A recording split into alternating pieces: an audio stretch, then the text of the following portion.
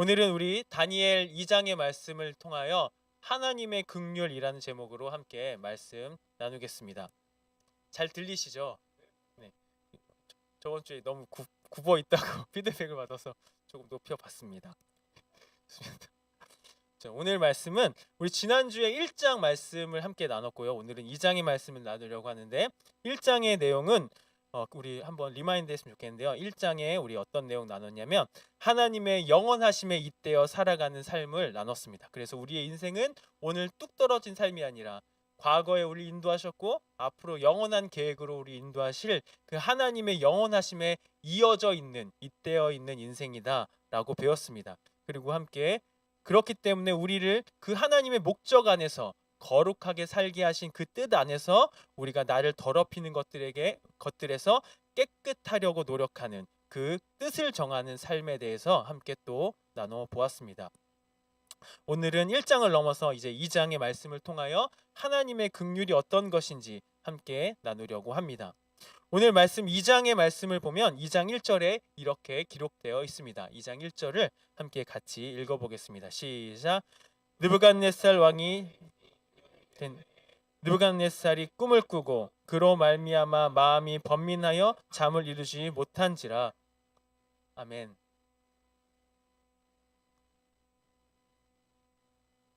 여기서 나는 소리 아니죠? 네. 느부갓네살이 다스린 지 2년이 되는 해에 느부갓네살이 무엇을 꾼다고 나와 있습니까? 꿈을 꾸었다고 나와 있습니다. 근데 그 꿈이 어떤 것인지는 잘 모르겠지만 그 꿈 때문에 번민하여 잠을 이루지 못했다고 오늘 성경은 기록하고 있습니다. 이게 무슨 일일까? 왜 꿈을 꿨는데 꿈은 다 꾸지 않습니까? 여러분들 꿈 꾸시죠? 꿈이 어떤 꿈이든 그 꿈이 너무 두려워서 번민하는 경우가 있으십니까? 흔치 않죠. 흔치 않은 정도가 아니라 이 꿈이 너무 번민이 돼서 어떻게 하는 일까지 벌어집니까? 전국의 지혜자들을 다 죽여라 하는 명령까지 내리는 그런 일이 왜 일어났을까 우리가 오늘 한번 이해하고 넘어갔으면 좋겠습니다. 여러분, 느부갓네살 다스린 지 2년이 되는 해라는 뜻은 이전에도 느부갓네살은 왕이었지만 느부갓네살은 섭정을 통하여 자기는 왕이었지만 다른 뒤에 사람들이 통치하고 있던 시기가 있었습니다. 그 시기가 지나고 이제 진짜 느부갓네살이 아버지의 그늘에서 벗어나 이제 자기가 통치하기 시작한 해가 2년이 흐른 이후였습니다. 그래서요, 그 느부갓네살에게는 늘 고민이 있었던 것 같습니다. 꿈을 꾸기 전까지 그가 했던 일은 특별히 어떤 일인지 오늘 2장 29절에 기록되어 있습니다. 2장 29절 함께 읽겠습니다. 시작. 왕이여, 왕이 침상에서 장래의 일을 생각하실 때에 은밀한 것을 나타내시는 이가 장래의 일을 왕에게 알게 하셨사오며. 아멘. 왕이 침상에서 무엇을 했다고 기록되어 있습니까? 장래의 일을 생각했다고 기록되어 있습니다. 여러분, 한번 우리가 상상할 수 있습니다. 느부갓네살 왕이요, 여태까지 아버지의 그늘 아래서, 아버지의 섭정 아래에서 나라가 부강하고 커지는 모습을 봤습니다. 그래서 이 나라가 전국을 통치하는 그런 엄청난 영향력을 보았습니다. 그런데 이제 그 책임이 누구에게 넘어왔습니까? 느부갓네살 왕에게 넘어왔습니다. 그럼 이 느부갓네살이 잠잘 때마다 뭘 고민했을까요? 난 어떻게 해야 되지? 나의 장래는 어떻게 되지? 이 나라를 내가 어떻게 이끌어야 잘 이끌 수 있지? 이것을 매일 고민했던 것을 알 수 있습니다. 그래서 오늘 29장 같이 읽었던 29절에도 왕이 침상에서 장래의 일을 생각했다는 것을 보여주고 있습니다. 여러분, 이렇게 이해하면요, 이 꿈이 이에게 어떻게 다가왔을지 생각되지 않으십니까? 자기가 장래에 불안함이 있어요. 그런데 어떤 신상이 있습니다. 얼굴은 금, 몸은 은, 다리는 놋, 발은 진흙과 쇠가 버무려져 있는 그런 신상이 있었는데 어떤 돌이 날라와서 사람의 손을 대지 않은 돌이라고 나오고, 옛날 성경에는 뭐라고 나오죠? 뜨인 돌, 많이 들어봤을 텐데 뜨인 돌이 날라와서 그 신상을 부셔버리는 꿈. 여러분, 이 꿈이 도대체 뭘까? 우리는 별 꿈이 아닌 것 같지만 늘 나의 미래를 생각하고 나의 미래를 걱정하던 그 왕의 위치에서 내가 어떻게 해야 될지 고민하던 이 느부갓네살에게는 이게 어떤 일입니까? 그냥 넘길 수 없는 엄청난 사건, 엄청난 꿈으로 다가온 거겠죠. 여러분 우리가 오늘 기억해야 될 이 이야기에 대한 많은 해석이 있지만 오늘 우리가 초점을 맞추고 싶은 것은 느부갓네살이 장래일에 지나치게 염려했다는 것을 우리가 알 수 있습니다. 그가 미래에 대한 걱정이 있고 미래에 대한 두려움이 있는 건 맞지만 그 염려가 지나치고 그 염려 때문에 두려움이 얼마나 컸는지 우리가 이 사람의 행동이 얼마나 비정상적이었는 것을 보면 알 수 있습니다. 그의 염려와 두려움은 점점 전파되어서 그의 영향력 아래에 있는 모든 사람도 어떻게 됐나요? 두려움에 떨기 시작했습니다. 여러분 세상이 우리를 흔드는 방법이 바로 이런 방법입니다. 세상은 우리를 흔들 때에 어떤 공격을 하거나 우리를 파괴시키는 방법으로 공격하지 않고 우리를 염려하게 하고 두려워하게 하고 걱정하게 하는 방법으로 우리를 흔듭니다. 침상에 누워서 장래일을 생각하게 하고 내일 일을 걱정하게 하고 우리가 닥쳐올 불투명한 미래에 대해서 두려워하게 만드는 것이 바로 사단의 전략입니다. 그래서 우리가 세상을 살아가는 동안 염려하고 두려워하는 일이 없을 수 있을까요? 없을 수 없습니다. 우리가 세상을 살아가는 동안 염려하고 두려운 일이 우리에게 항상 있습니다. 제가 오늘 이 말씀을 좀 준비하면서 이번 주 안에 제가 어떤 걱정과 염려를 했는지 한번 생각해 봤습니다. 제가 염려가 어떤 게 있었는지 한번 생각해 봤는데 제가 이번 주에 목이 좀 아프고 좀 열이 나더라고요. 그래서 난 독감이 아닐까? 이런 걱정을 했습니다. 독감이 어떡하지? 이게 전파되는데? 병원에 갔더니 독감이 아니래요. 그냥 약 좀 먹으면 낫는다고 했습니다. 그리고 또 어떤 고민이 있었냐면 금요일 오늘 예배 오기 전에 제가 수원에 이제 캠프 수련회를 갔다가 와야 되는데 출발했는데 차가 너무 막혀서 늦으면 어떡하지? 이런 걱정이 막 있었습니다. 근데 제가 여기 4시에 왔습니다. 아주 여유롭게 도착해서 그랬습니다. 그리고 제가 또 일주일 동안 설교를 이제 준비하면서 설교를 목사님을 대신해서 설교하는 건데 잘해야 되지 않을까? 근데 설교를 망치면 어떡하지? 했는데 이건 좀 진행하고 있는 것 같습니다. 여러분 우리가 살면서 하는 작은 걱정과 고민, 제가 사소한 진짜 웃으라고 했던 고민들 이야기했지만 우리 삶에 수없는 고민이 있고 수많은 걱정과 염려가 있지 않으십니까? 염려하지 않을 수는 없지만 우리 안에 있는 염려를 우리가 어떻게 대해야 하는지 그게 우리 삶에 굉장히 중요하다는 이야기를 우리가 나누고 있습니다. 여러분 그래서 예수님께서 우리에게 어떻게 말씀하셨습니까? 이렇게 말씀하셨습니다. 누가복음 12장 25절입니다. 같이 읽겠습니다. 시작. 또 너희 중에 누가 염려함으로 그 키를 한 자라도 더할 수 있느냐. 아멘. 여러분 이런 말이 있지 않습니까? 이런 말 있죠. 걱정을 해서 네? 뭐라고요? 걱정을 해서 걱정이 없으면 걱정이 없겠네. 이거 처음 들어보시나요? 걱정을 해서 걱정이 없으면 걱정이 없겠네. 이런 말이 있을 정도로 걱정을 하는 게 걱정의 의미가 있나요? 걱정을 하는 건 걱정이 아무런 의미가 없습니다. 여러분 우리가 하는 걱정의 40%는 어떤 걱정입니까? 이게 통계로 있더라고요. 우리가 하는 걱정거리의 40%는 절대 일어나지 않는 사건들이라고 합니다. 절대 일어나지 않는 걱정을 40%를 한답니다. 그럼 30%의 걱정은 어떤 겁니까? 그것은 이미 일어나서 어쩔 수 없는 일들. 이미 일어나서 우리가 어쩔 수 없는데 걱정을 한다는 거예요. 그러지 않았어야 되지 않나?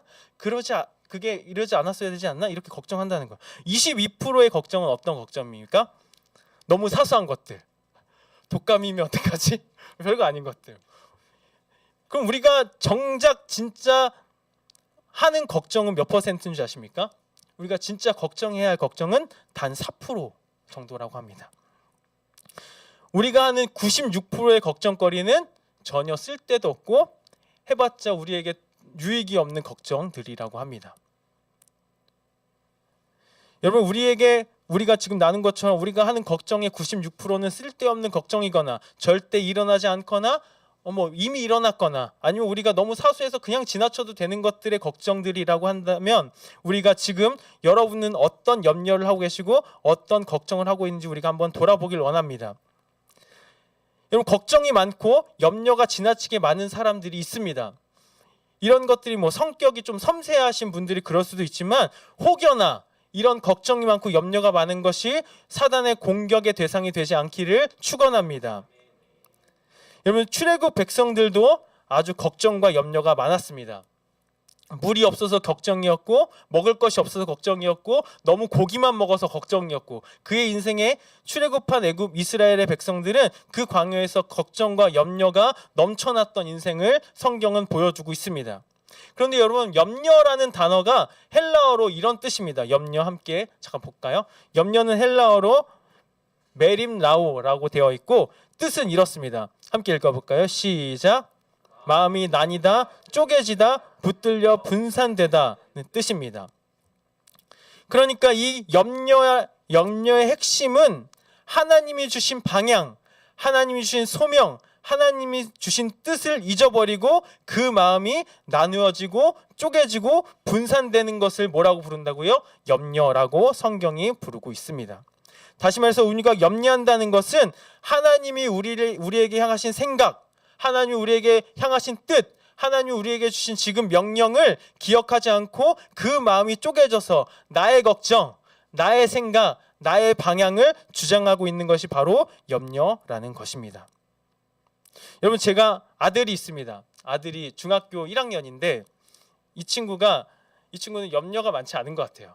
어느 날 저한테 밤 10시에 아빠, 내일 준비물이 있어. 그리고 잠이 들었습니다. 어떡하라고. 내일 준비물 있으면 자기가 준비를 해야 되지 않습니까? 근데 아무런 염려가 없습니다. 왜요? 이야기했으니까. 나는 믿고 있는 아버지에게 이야기했으니까 염려가 없는 거예요. 그 모습을 보면서 제가 화가 났지만 또 반대로 이게 하나님께 맡기는 거구나. 우리 아버지는 내가 말하면 다 해주실 수 있구나.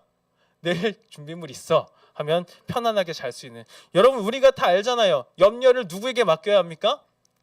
하나님께 맡겨야 한다고 아시잖아요. 그렇죠? 성경에도 써있고 우리가 알잖아요. 그런데 진짜 제 아들처럼 하나님, 저 이런 염려가 있습니다. 그리고 편안히 잠드실 수 있으십니까? 그런 믿음이 저와 여러분 가운데 있길 소망합니다. 걱정될 일 찾아올 때 걱정될 일이 있네. 하나님께 말씀드려야지. 염려가 찾아오면 염려거리가 있네. 이제 하나님이 뭔가 보여주시겠지. 이런 자녀의 모습이 저와 여러분의 모습이길 소망합니다. 그렇다고 저희가 생각 없는 그냥 낙관주의자로 다 잘 되겠지, 모든 게 해결되겠지라는 그런 뜻이 아니고요. 우리의 걱정과 염려를 하나님 안에서 풀어야 한다는 이야기입니다. 하나님이 어떤 생각이신지, 내 지금 가지고 있는 염려를 하나님은 어떻게 보고 계신지, 하나님의 마음은 어떤 것인지, 설령 아무런 대답이 없으시고 아무런 설명이 없으시더라도 여전히 하나님은 신실하시고 여전히 하나님은 자비로우시고 여전히 하나님은 내 아버지 되셔서 나를 돌보신다는 그 믿음 안에서 우리가 염려를 맡겨드릴 수 있는 저와 여러분 되시길 소망합니다. 이런 삶이 하나님의 선하심을 맛보아하는 삶인 줄 믿습니다. 우리가 하나님은 선하시다고 늘 고백하는데 전혀 그것을 맛보지 못하고 내 걱정, 내 염려, 내 문제, 이렇게 살아가는 것은 하나님의 선하심을 도무지 맛보지 못하는 인생인 줄 우리가 알기를 소망합니다. 우리가 염려를 하나님께 온전히 맡겨드릴 수 있기를 소망합니다. 그런데 이게 또 두려운 거는 느부갓네살이 염려를 했는데 결국은 이 염려가 끝없는 두려움으로 나아갔다는 것입니다. 여러분, 염려에서 그치지 않고 이것이 두려움으로 나아간다는 것을 오늘 우리는 기억하길 소망합니다. 처음에 느부갓네살은 염려했지만 이 염려가 이 염려를 넘어서 결국 두려움의 자리까지 갔다는 것을 우리가 기억해야 해요. 우리도 처음에 그냥 걱정할 수 있잖아요. 염려할 수 있잖아요. 여러분, 염려하시죠? 걱정하시죠. 할 수 있는데 이것이 점점 두려움으로 발전된다는 걸 우리가 성경을 통해서 또 우리의 삶을 통해서 보게 된다는 겁니다. 여러분, 저장강박증이라는 거 들어보셨나요? 저장강박증? 네, 저장강박증이 뭐냐면 많이 보셨을 거예요. 쓰레기 같은 걸 버리지 못하는 거예요. 집에 있는 물건을 버리지 못하는 거예요. 그냥 아까워서 못 버리는 게 아니라 이게 진짜 강박증이라고 합니다. 여러 가지 원인이 있는데 그 중에 하나가 어떤 걱정거리에 붙잡히면 이건 무조건 필요한 거야. 이걸 물을 다 먹어도 언젠가 나에게 물이 필요할 수도 있어요. 그래서 병을 버리지 못하는 거예요. 걱정이 넘어서 이 삶, 내가 버려야 될 것들, 내가 더 이상 갖고 있지 말아야 될 것들을 강박적으로 저장해두는 저장 강박증이라는 게 있다고 합니다.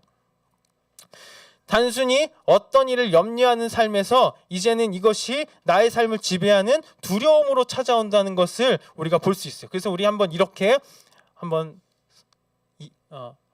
읽어보겠습니다. 같이 시작. 염려는 생각의 문제에서 시작되고 두려움은 지배의 문제로 발전합니다. 염려는 우리 생각의 문제예요. 우리가 생각하니까 이게 염려가 되고, 우리가 이걸 생각하니까 걱정이 되고, 이런 건 우리가 받아들일 수 있는데, 이것이 어떻게 된다고요? 두려움으로 발전하면 그것이 우리를 지배하기 시작한다는 거예요. 여러분, 우리가 재정의 염려, 재정의 걱정 있을 수 있으시죠?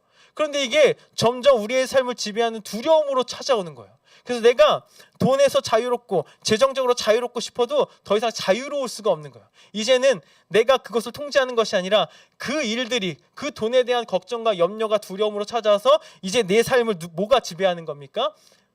돈이, 재정이 지배한다는 것을 우리가 기억해야 합니다. 우리가 염려하고 걱정하는 것들이 우리의 지배자가 되는 것을 우리는 경계해야 합니다. 여러분, 아까 설명드린 대로 출애굽했던 걱정과 염려가 많았던 이스라엘 백성은 결국 이 두려움에 빠졌습니다. 어떤 두려움에 빠졌습니까?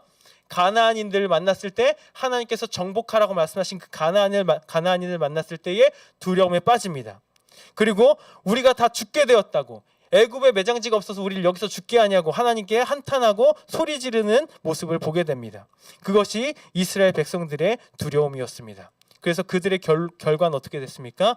가나안에 들어가지 못하고 그들이 소리친 것처럼 광야에서 죽게 되는 것을 보게 됩니다. 걱정과 염려가 나의 삶의 태도를 결정하지 않기를 소망합니다. 두려움이 나의 삶에서 제거되고 하나님께로 나아가는 여러분이 되시기를 소망합니다. 우리의 삶의 두려움이 우리를 지배하지 못하도록, 우리의 삶의 걱정과 염려가 두려움으로 전환되지 않도록 늘 깨어 하나님께 맡기는 저와 여러분 되시길 소망합니다. 이런 염려와 걱정, 두려움이 찾아올 때 다니엘이 보여줬던 모습을 우리 함께 살펴보길 원합니다. 다니엘은 이렇게 반응했습니다. 2장 16절, 18절까지입니다. 함께 읽겠습니다. 시작. 다니엘이 들어가서 왕께 구하기를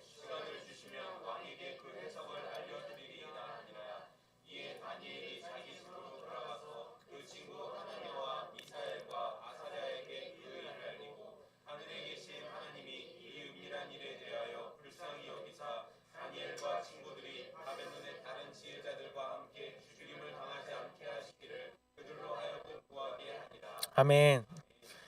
그럼 다니엘이 이 두려운 소식, 모든 사람들이 벌벌 떨고 죽음 앞에 맞이한 이 두려움의 상황 가운데 다니엘이 보여줬던 첫 번째 모습은 당당했습니다.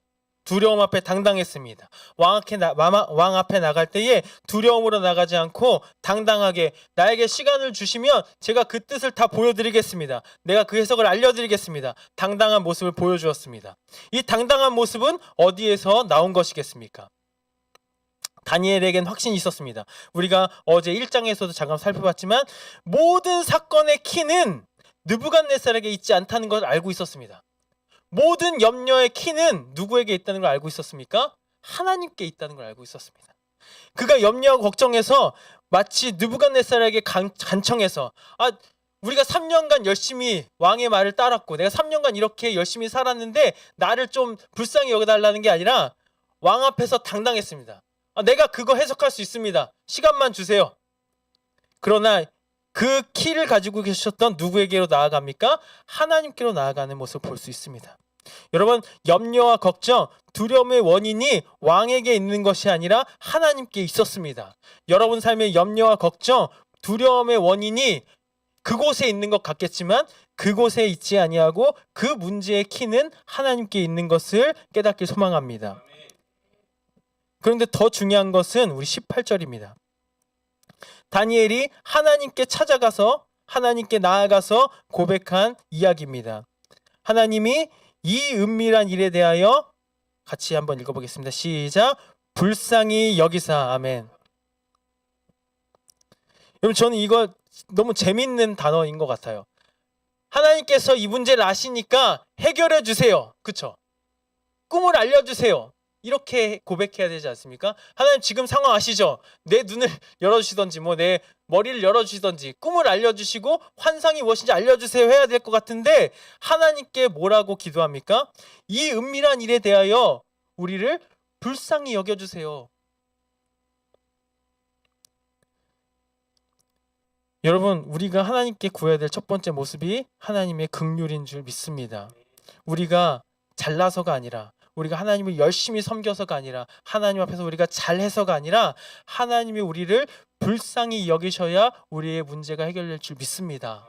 우리가 하나님 앞에 더 열심으로 섬기고 내가 더 열심으로 봉사하고 문제가 생겼을 때 하나님을 더 기쁘시게 하는 그 어떤 행위가 아니라 그냥 하나님이 날 불쌍히 여기시고 나의 상황을 불쌍히 여기시고 그 긍휼하심 우리를 돌아봐 주시는 것이 우리 인생의 해답인 줄 믿습니다. 말씀을 정리하겠습니다. 우리 삶에 평생 염려하고 평생 두려워하는 일이 없을 수 없습니다. 그러나 우리가 평생 염려하고 평생 두려워하는 것은 결국 절망이고 망하는 길입니다. 이것이 세상의 모습입니다. 하나님께서 신명기 8장 2절과 3절을 통하여 이렇게 말씀하십니다. 함께 읽겠습니다. 시작. 내 하나님 여호와께서 이 40년 동안에 내게 광야의 길 걷게 하신 것을 기억하라. 이는 너를 낮추시며 너를 시험하사 내 마음이 어떠한지 그 명령을 지키는지 지키지 않는지 알려 하심이라. 너를 낮추시며 너를 줄이게 하시며 또 너도 알지 못하며 내 조상들도 알지 못하던 만나를 내게 먹이신 것은 사람이 떡으로만 사는 것이 아니요 여호와의 입에서 나오는 모든 말씀으로 사는 줄을 내가 알게 하려 하심이니라. 아멘. 이스라엘 백성들이 그 광야에서 염려하고 근심할 거리를 주신 이유는 그들의 마음을 시험하셔서 그들이 하나님을 사랑하는지, 그들이 하나님의 말씀을 의지하는지, 그들이 하나님의 말씀대로 살기를 소망하는지 알게 하시려고 그 시험을 주셨다고 오늘 기록되어 있습니다. 여러분 삶에 염려가 있고 걱정이 있는 것은 너희 좀 당해봐라 라는 하나님의 뜻이 아니라 너희 염려가 보이니? 그럼 내 말을 기억해. 너희 걱정이 보이니? 그럼 나에게 맡겨. 그럼 긍휼이 많은 내가 너희를 불쌍히 여겨서 너희를 사랑한다는 걸 보여줄게 하시는 하나님의 말씀이신 줄 기억하길 소망합니다. 모든 문제의 핵심은 하나님께 있습니다. 하나님의 긍휼하심이 그 문제의 키인 줄 믿습니다. 오늘 우리의 삶 가운데 하나님 우리의 문제를 해결해 주세요보다 하나님 우리를 불쌍히 여겨주세요. 하나님 우리를 긍휼히 여겨주세요. 개가 주인의 밥상에서 떨어지는 부스러기를 기다리듯 주님 우리가 할 수 있는 것이 아무것도 없습니다. 그저 하나님이 나를 불쌍히 여겨주시고 나를 사랑해 주시기를 소망합니다. 이렇게 기도하며 나아가는 저와 여러분 되시길 소망합니다. 우리